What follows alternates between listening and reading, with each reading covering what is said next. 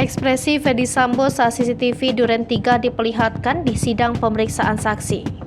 Beginilah ekspresi terdakwa Ferdy Sambo saat hakim meminta menampilkan CCTV saat kedatangan rombongan Putri Chandrawati dan Ferdy Sambo di rumah Duren 3. Terlihat Ferdy Sambo sempat geleng-geleng kepala dan sempat bertanya-tanya dengan para penasihat hukum. CCTV Duren 3 ditampilkan saat Ridwan Soplanit memberi kesaksian. Hal ini terjadi saat sidang lanjutan pemeriksaan saksi kasus penembakan Brigadir J dengan terdakwa Ferdy Sambo dan Putri Chandrawati di Pengadilan Negeri Jakarta Selatan pada Selasa 29 November 2022.